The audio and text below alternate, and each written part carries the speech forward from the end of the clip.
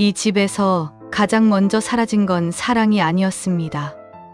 아이의 숨소리는 바로 옆에서 들리는데 남편의 시선은 이미 다른 여자를 향해 있었습니다. 베이비시터는 아이를 안고 웃었고 남편은 그 웃음에 중독됐습니다. 육아를 위해서라는 명분 아래 아내는 조용히 아주 합법적으로 지워졌습니다. 그리고 어느 날 그녀는 내 이름으로 웃고 내 자리에 앉아 내 인생을 연기하고 있었습니다. 이건 외도가 아닙니다. 신분 도용이자 삶의 강탈입니다. 완벽해 보이던 이 가정은 결국 위선자들에게 파괴되었습니다. 구독과 좋아요는 이야기를 만드는데 큰 힘이 됩니다. 아이의 숨소리는 규칙적이었습니다. 짧게 들이마시고 길게 내쉬는 그 일정한 리듬은 집안의 정적을 깨는 유일한 생명력이었지만 이상하게도 제 마음속에는 닿지 못한 채 차가운 허공을 맴돌았습니다. 아이는 분명히 바로 옆방에서 살아 숨쉬고 있는데 저는 그 소리와 점점 단절되어 다른 세계로 밀려나고 있다는 기분을 지울 수 없었습니다. 성공한 남자의 아내, 그리고 남부러울 것 없는 아이의 엄마라는 호칭들은 겉보기에는 견고한 성벽 같았지만 실상은 저를 가두고 규정하는 차가운 표지판에 불과했습니다. 하루는 아이를 재우고 하루는 남편의 스케줄을 맞추고 또 하루는 이 집의 품위를 유지하는데 모든 에너지를 소모했습니다. 그 지독한 반복 속에서 저는 감정을 가진 사람이 아니라 정해진 시간에 작동해야 하는 무채색의 기능공이 되어갔습니다. 누군가는 이 집을 보고 안락한 안식처라고 말했겠지만 제게 안정이라는 말은 모든 생동감이 멈춰버린 고인물과 같았습니다. 제 마음은 집에서 가장 어둡고 조용한 방이 되었고 슬프게도 그 문을 열어보려는 사람은 아무도 없었습니다. 정적만이 가득한 방 안에서 저는 스스로가 투명해지는 공포를 매일 밤 견뎌내야 했습니다. 베이비시터가 우리 집에 발을 들인 뒤로 집안의 공기 질감이 달라졌습니다. 딱딱했던 분위기는 부드러워졌고 날카롭던 소음들은 마법처럼 잦아들었습니다. 아이는 전보다 훨씬 자주 그리고 맑게 웃기 시작했고 무뚝뚝하던 남편의 미간도 그녀 앞에서는 한결 가벼워 보였습니다. 처음에는 그저 안도감이었습니다. 누군가의 도움을 받는다는 것이, 내 어깨의 짐을 나누어 들어줄 존재가 있다는 것이 이토록 달콤한 안식일 줄은 몰랐으니까요. 하지만 그 달콤함은 오래가지 않았습니다. 어느 순간 깨닫고 만 것입니다. 집안을 가득 채운 그 화사한 웃음소리의 중심에 정작 이 집의 주인인 저는 존재하지 않는다는 서늘한 사실을 말입니다. 아이를 안고 웃는 그녀의 뒷모습이 일상이 될수록 제 손길은 거추장스러운 방해물처럼 느껴졌습니다. 집안 곳곳에 남은 그녀의 낯선 향기와 말투, 그리고 아이의 물건들에 베어든 그녀의 흔적은 제가 빠져나간 자리를 아주 빠르게 잠식해 들어왔습니다. 그 거대한 공백을 누구도 입 밖으로 꺼내지 않았지만 우리는 모두 알고 있었습니다. 이 집의 진짜 온기가 어디서 흘러나오고 있는지, 그리고 누가 소외되고 있는지를요. 저는 제 집에서 이방인이 되어가고 있었습니다. 남편은 아주 차분하고 단호한 어조로 말하곤 했습니다. 그녀가 없으면 도무지 일이 손에 잡히지 않는다고. 그녀의 세심한 손길이 우리 아이의 정서 발달에 얼마나 큰 영향을 주는지 당신도 알지 않느냐고 말입니다. 그 말들은 너무나 이성적이고 논리적이어서 제가 비집고 들어갈 틈조차 허락하지 않았습니다. 아이를 위해서라는 말, 그리고 이 가정을 지키기 위해서라는 그 숭고한 명분은 모든 상황을 정당화하는 무적의 방패였습니다. 하지만 저는 느꼈습니다. 그 편리한 명분 뒤에 숨겨진 남편의 비겁한 욕망으려 그는 그 방패 뒤에서 자신의 자유를 만끽했고 저는 그 방패에 밀려 제가 서 있어야 할 자리에서 조금씩 뒤로 물러나야만 했습니다. 반대할 명확한 근거를 찾지 못한 채 저는 그저 로봇처럼 고개를 끄덕였고 그럴 때마다 제 안에 무언가는 날카로운 사포에 갈려나가는 듯한 통증을 느꼈습니다. 육아라는 성스러운 단어는 그렇게 저를 가두는 감옥의 창살이 되었고 저는 그 창살 안에서 점점 말수가 적어지는 죄수가 되어갔습니다. 남편의 목소리는 다정했지만 그 안에는 저를 배제하려는 서늘한 계산이 깔려 있었습니다. 저는 그가 만든 완벽한 논리 앞에서 매번 입을 다물 수밖에 없었습니다. 창밖에 노을이 거실 깊숙이 스며들던 오후 남편의 시선이 머무는 곳을 우연히 목격했습니다. 그의 눈동자는 아이의 재롱이 아니라 아이를 받쳐 안고 있는 그녀의 가녀린 목덜미와 부드러운 움직임을 필사적으로 쫓고 있었습니다. 대화의 흐름 속에서도 함께 웃음을 터뜨리는 찰나에도 그의 시선은 자석에 이끌리듯 본능적으로 그녀를 향해 미끄러졌습니다. 아이를 안고 행복해하는 그녀의 모습이 더 이상 따스한 가족의 풍경화로 읽히지 않았을 때 저는 이미 제 삶의 가장 소중한 조각들을 무수히 잃어버린 뒤였습니다. 겉보기엔 너무나 평범하고 평화로운 오후였지만 그 공간을 채우고 있던 공기는 이미 비릿하고 낯선 욕망의 냄새로 오염되어 있었습니다. 시선이 이동하는 순간 관계의 무게중심도 함께 이동한다는 그 단순한 진실을 저는 모든 것을 잃어갈 때쯤에야 비로소 처절하게 깨달았습니다.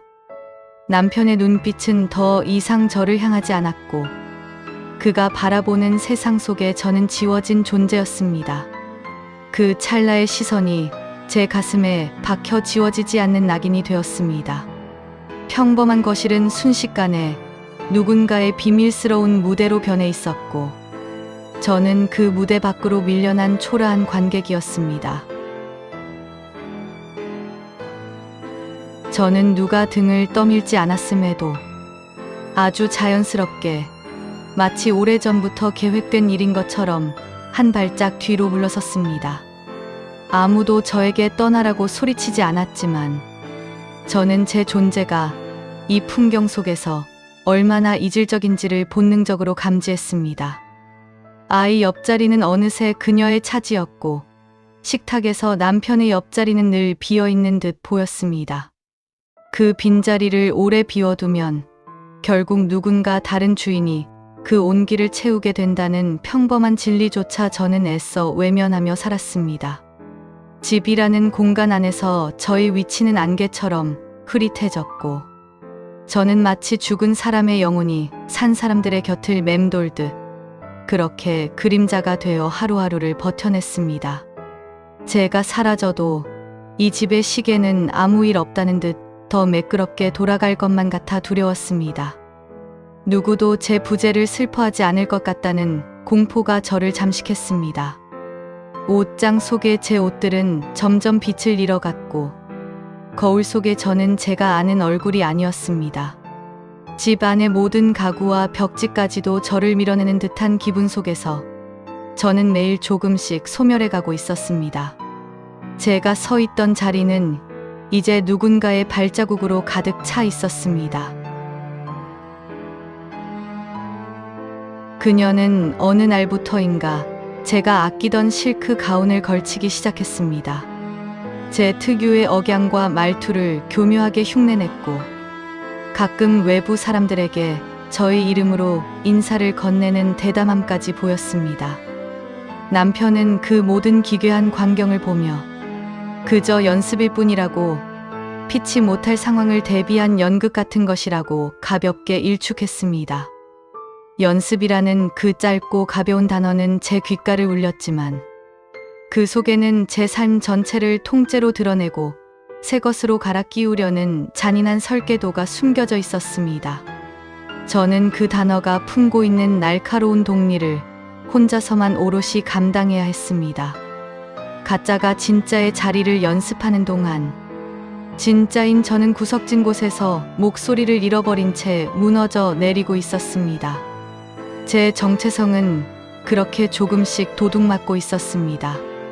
그녀가 내 화장대에 앉아 내 립스틱을 바르는 모습을 보았을 때 저는 소리를 지르는 대신 입술을 깨물었습니다.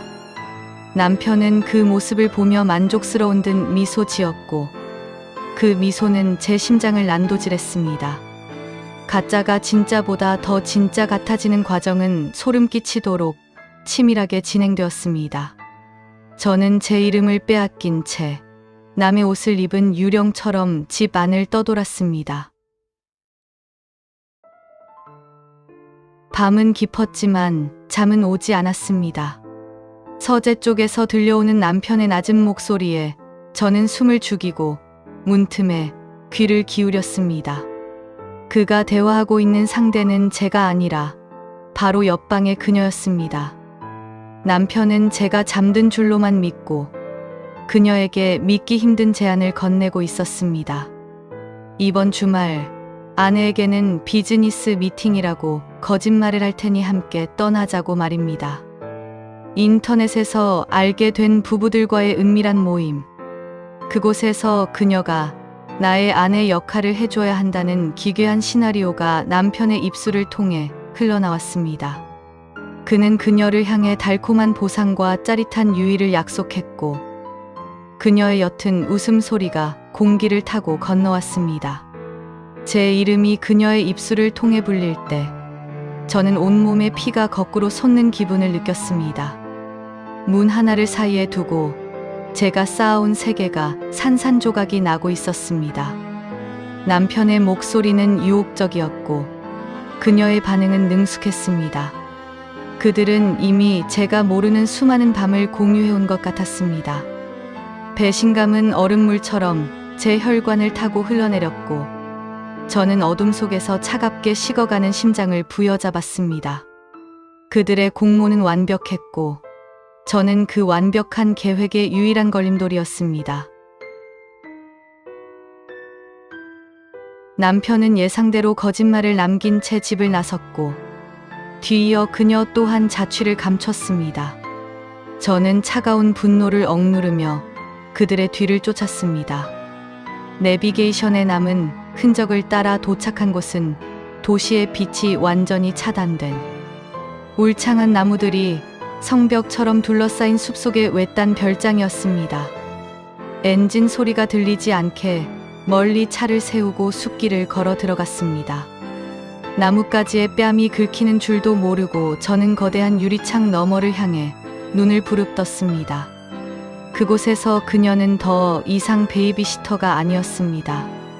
제 옷을 입고 제 보석을 걸친 채 남편의 팔짱을 끼고 다른 이들에게 아내로서 인사를 나누고 있었습니다. 제가 한 번도 본 적 없는 남편의 환한 미소가 그 가짜 아내를 향해 쏟아지는 것을 보며 저는 숲의 냉기보다 더 차가운 절망을 맛보았습니다. 그들이 나누는 와인 잔의 부딪힘이 제 심장을 깨뜨리는 소리처럼 들렸습니다. 어둠 속에 몸을 숨긴 채 저는 그들의 화려한 연극을 지켜보았습니다. 별장의 밝은 조명은 저의 처지를 더욱 비참하게 비추었고 숲의 정적은 제 숨소리마저 삼켜버릴 듯 무거웠습니다. 저는 그곳에서 제 삶이 도둑맞았음을 다시 한번 확인해야 했습니다. 별장 안의 불빛은 화려했지만 그 속에 담긴 대화는 오물처럼 더러웠습니다. 저는 열린 창문 틈 아래 몸을 숨기고 그들이 나누는 계산적인 목소리들을 주워 담았습니다. 그녀에게 이 연극은 단순한 외도가 아니었습니다. 남편이 제시한 거액의 수표와 명품백, 그리고 신분 상승의 환상이 그녀를 그 자리에 앉혀두고 있었습니다. 그녀는 자신의 노동력을 파는 것을 넘어 타인의 신분을 연기하는 대가를 치밀하게 정산하고 있었습니다. 남편 또한 그녀를 사랑하는 것이 아니라 자신의 뒤틀린 욕망을 채워줄 편리하고 입이 무거운 도구로 여기고 있었습니다. 서로를 이용하고 이용당하는 그 비릿한 계약 관계를 목격하며 저는 인간이라는 존재가 얼마나 천박해질 수 있는지 온몸으로 전율했습니다. 그들의 웃음소리는 제 귀에 닿아 날카로운 비명으로 변했습니다. 사랑도 신뢰도 없는 그 공간에는 오직 숫자로 환산된 욕망만이 가득했습니다. 그녀는 제 인생을 연기하는 대가로 얼마를 더 요구할지 고민하는 듯 보였고, 남편은 그 가격이 적당하다는 듯 고개를 끄덕였습니다. 그 역겨운 흥정 소리가 숲의 공기를 타고 제 고막을 찔렀습니다. 저는 그들이 인간이 아니라 탐욕에 찌든 괴물들로 보였습니다. 그 소름 끼치는 연극을 지켜보고 있던 것은 저뿐만이 아니었습니다. 별장 모퉁이, 짙은 나무 그림자 속에 웅크리고 앉아 캠코더를 돌리고 있는 남자의 뒷모습을 발견했습니다. 바로 베이비시터의 남편이었습니다. 그는 자신의 아내가 다른 남자의 품에 안겨 아내 행세를 하는 모습을 카메라에 담으며 비열한 미소를 띄우고 있었습니다. 그는 아내를 미끼로 던져놓고 성공한 남자인 제 남편을 협박해 뜯어낼 돈의 액수를 가늠하고 있었던 것입니다. 부부가 한 팀이 되어 우리 집을 사냥감으로 삼았다는 사실을 깨닫는 순간 머릿속이 하얗게 전멸했습니다. 욕망과 탐욕이 뒤엉킨 그 별장은 거대한 거미줄 같았고, 저는 그 중심에서 서서히 질식해가고 있었습니다.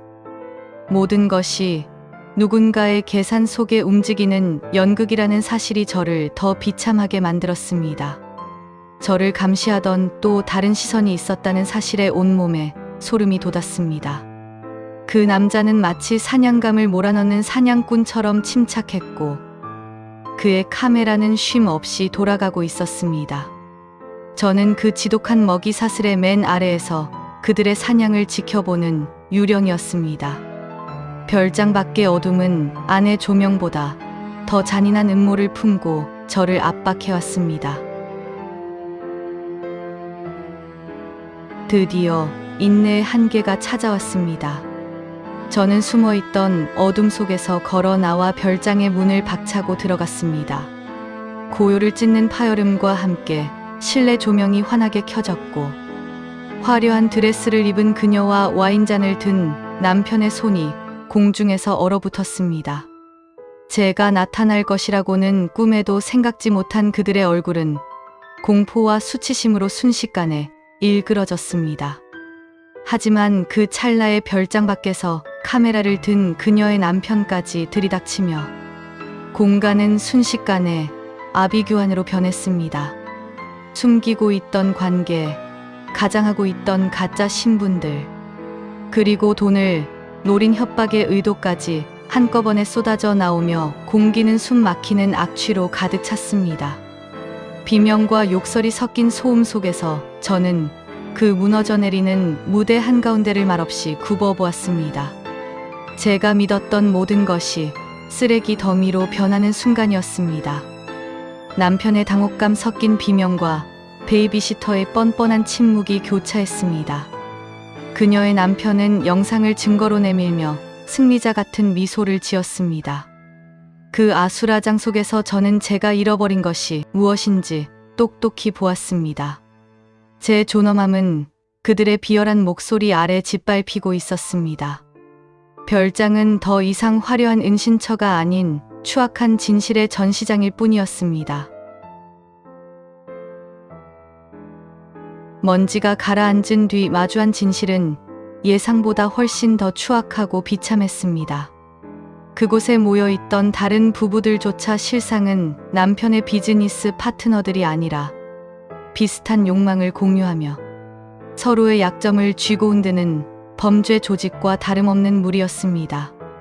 모두가 각자의 추한 목적을 위해 화려한 가면을 쓰고 있었고, 서로가 가짜인 줄 알면서도 그 가짜 연극을 즐기고 있었습니다. 진실은 단 한 조각도 존재하지 않았습니다. 오직 자신의 추함을 덮을 비겁한 변명과 남 탓만이 공허하게 허공을 떠돌 뿐이었습니다.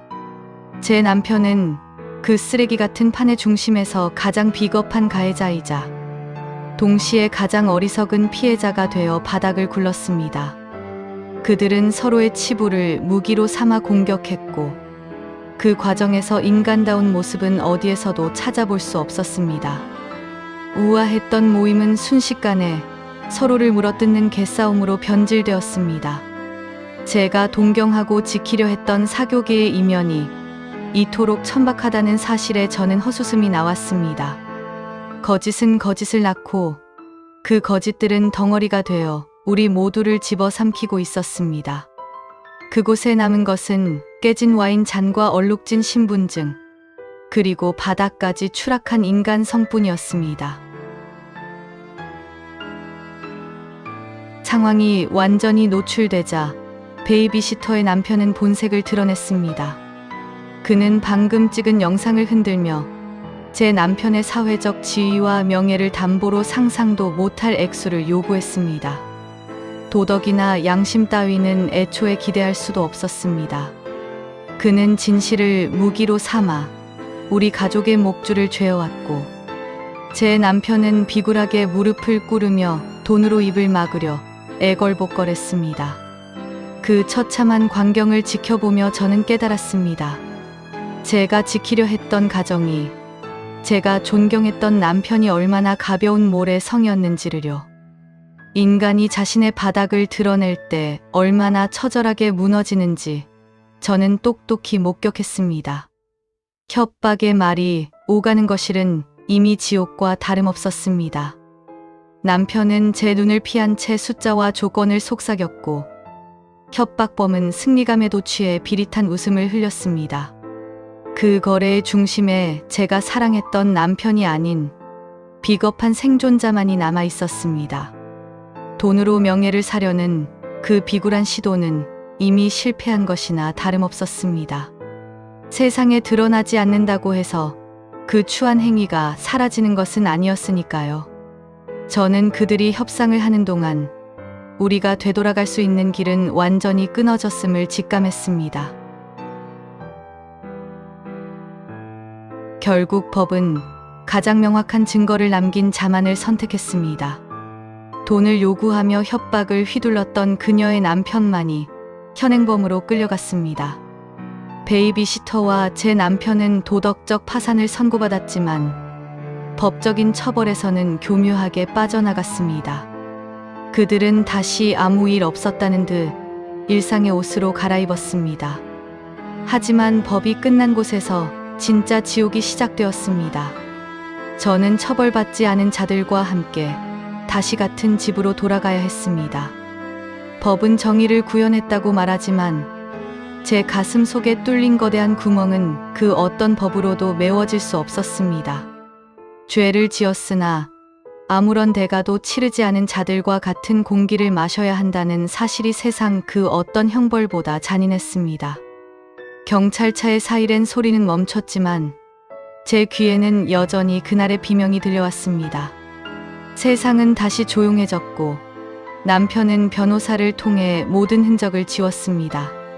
하지만 제 기억 속에 새겨진 그들의 민낯은 지울 수 없었습니다. 우리는 모두가 공범이 되어 침묵의 계약을 맺었습니다. 아무도 비난받지 않지만 모두가 유죄인 이 기묘한 평화 속에서 저는 매일 조금씩 죽어갔습니다. 법은 눈을 감았고 저는 눈을 뜰 수밖에 없었습니다. 모든 소동이 끝난 뒤 저는 다시 아이의 방으로 돌아와 흩어진 장난감들을 하나씩 정리합니다. 제자리에 물건을 놓으며 무너졌던 지난 시간들을 억지로 되감으려는 듯 정성을 다해 손을 움직입니다. 남편은 사건의 흔적을 지우기라도 하듯 예전보다 더 바쁘게 밖으로 돌고 베이비시터는 소리 소문 없이 다른 집의 평화를 파괴하러 떠나갔습니다. 집은 다시 예전처럼 지독할 정도로 고요해졌습니다. 하지만 이 반짝이는 대리석 바닥 아래 깊숙이 묻힌 진실의 시체는 결코 사라지지 않을 것입니다. 우리는 아이를 보호한다는 핑계로 혹은 가정을 지킨다는 허울 좋은 이름 아래 얼마나 많은 인간성을 제물로 바치며 살아가는 걸까요? 거울 속에 제 모습이 낯설게 느껴지는 이 밤. 이 모든 파국의 진실을 오롯이 기억하는 사람은 이제 저 혼자뿐인 것 같아 서늘한 한기가 느껴집니다. 장난감 상자를 닫으며 저는 생각합니다. 이 고요한 집에서 과연 누가 진짜 주인이었을까? 우리는 다시 완벽한 부부를 연기하겠지만 그 무대에 막이 내리는 소리는 이미 제 귓가에 들려오고 있습니다. 인생이라는 지독한 연극에서 저는 이제 어떤 역할을 맡아야 할지 알 수 없습니다. 그저 침묵만이 제가 선택할 수 있는 유일한 대사였습니다.